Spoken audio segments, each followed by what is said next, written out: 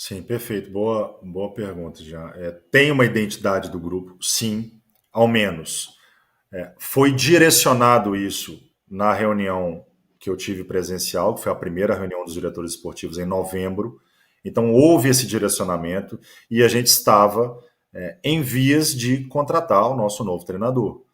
Então, há um direcionamento, há uma orientação para que tenha um modelo de jogo semelhante ao que o grupo gostaria de praticar, porque não necessariamente você vai conseguir isso em 6, 7 clubes ao mesmo tempo. Mas é o que o Genoa está praticando com esse atual treinador, que substituiu o anterior, que se buscou isso, que substituiu o Shevchenko, que não era dessa linha do que o grupo queria.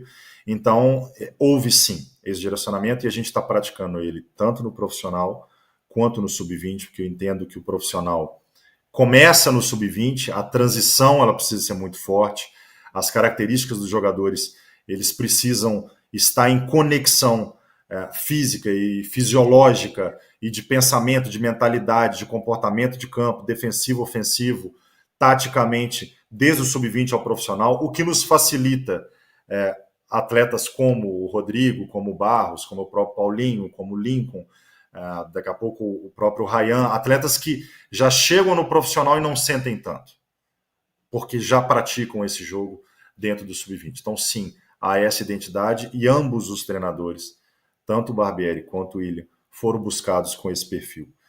Sobre a sua pergunta entre transferência de jogadores dentro do grupo, só se vir aqui e comprar, só se pagar. Só se for algo positivo para o Vasco, algo que nós tenhamos a autonomia de fazer, é claro, com a caneta do grupo final, mas que não há entre os clubes do grupo essa possibilidade de livre janela, de livre transferência. Isso não acontece. Entendi. Se a gente tem interesse em algum jogador de um clube parceiro nosso, a gente pode tentar contratar sim, como já houve uma tentativa de um clube parceiro nosso, que foi o Standard Liège, que tentou fazer a contratação de um jogador nosso e não conseguiu.